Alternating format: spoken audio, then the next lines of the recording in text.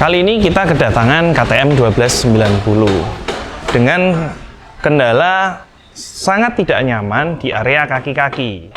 Apa aja yang menjadi penyebabnya? Yuk kita lihat.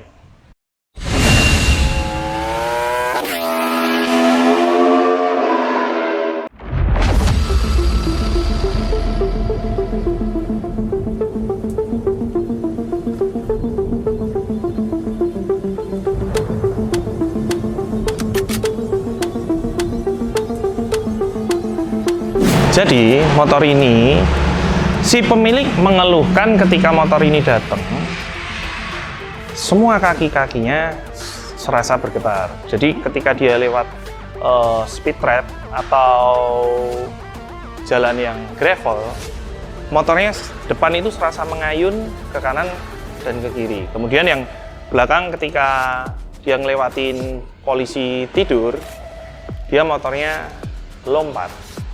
Kemudian dari tim kami melakukan pengecekan. Ternyata setelah ditelusuri, apa yang terjadi yaitu viskositas atau tingkat kekentalan oli suspensi depan dan oli suspensi belakang masih kurang memenuhi kriteria. Jadi olinya terlalu cair sehingga menyebabkan permainan travel suspensinya menjadi terlalu cepat. Walaupun sudah kita lakukan pensettingan di area damping, masih belum bisa sampai kepada titik yang kita harapkan. Nah, setelah kita melakukan pengecekan area belakang, akhirnya kita lakukan pembongkaran lagi. Kita cek semua, nggak ada masalah. Kemudian karena kita coba di semua area gravel dan kita lakukan perekaman dengan slow motion, memang ada travel yang nggak bagus. Akhirnya kita putuskan untuk di dyno. Dyno kita kirim ke Diri, saya berangkat ke Diri dan kemudian saya dyno. Akhirnya kita menemukan ternyata di langkah 50% sampai topnya hilang total. Nah, sejarahnya motor ini waktu kita bongkar pertama, jadi motor ini pernah di downsize. Di dalam suspensi itu di downsize dengan aluminium.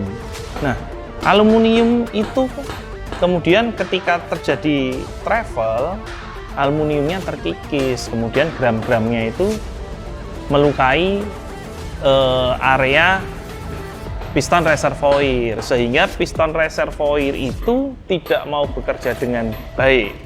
Pada akhirnya piston reservoir kita turunkan lagi, yang biasanya gapnya 10%, kita sampai ke 20%. Dengan begitu masalah belakang clear.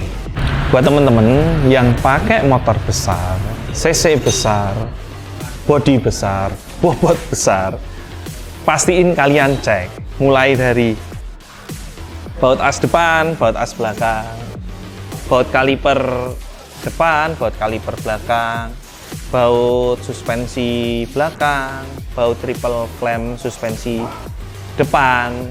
Pastiin itu semua kenceng dan pakai triplok. Kemudian subframe pastiin kenceng, karena sangat berbahaya jika baut subframe ini lepas.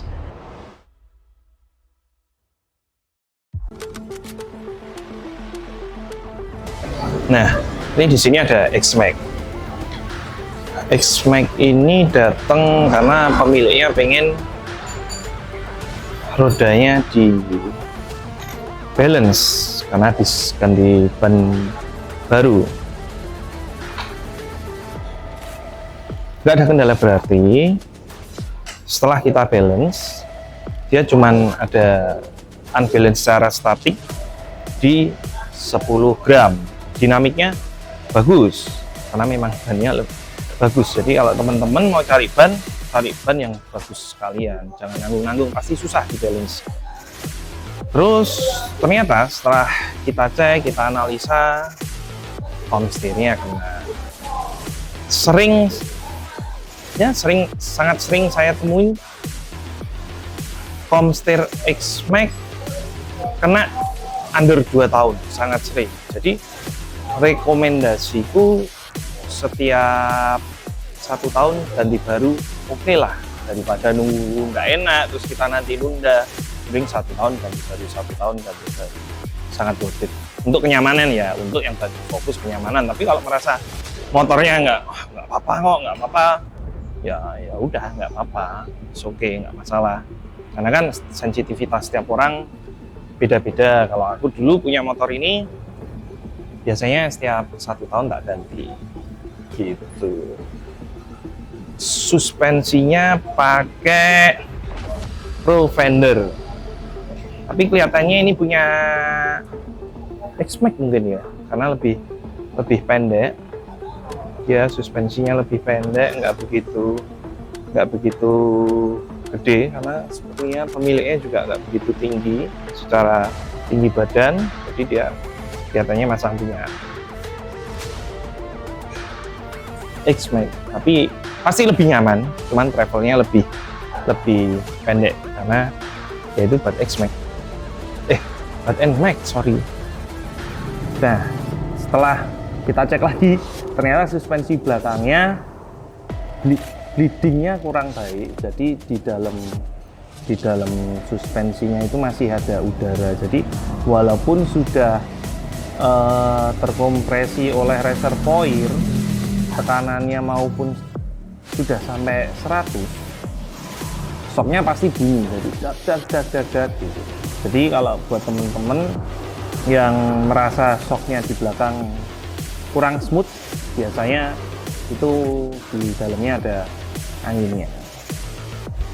Nah, di sini kita ada mesin balance. Jadi mesin yang kita pakai itu mesin dari Jerman, bukan mesin dari Asia ya. Nah, ini memang ada mode untuk motor. Kemudian kita kalibrasi ulang dan kita bikinin bracket-bracketnya untuk semua motor. Jadi dari motor roda size kecil sampai size besar termasuk roda yang berat-berat bisa kita tangani. Nah, kita juga ada nih, baru datang hari ini, Triumph. Jadi motor ini pernah di servis di sini, bukan di servis ya. Jadi suspensinya ini pernah dikirim ke sini, tapi waktu itu dikirim sama penjualnya atau pedagangnya.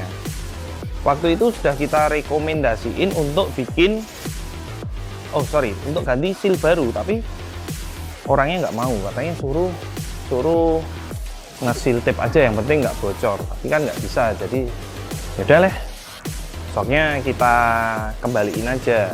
Nah, setelah laku, motornya balik ke sini lagi. Pada akhirnya ya sealnya tetap harus ganti lagi, karena nggak mungkin seal rusak, seal yang karetnya udah mati suruh benerin supaya karetnya bagus lagi, nggak mungkin.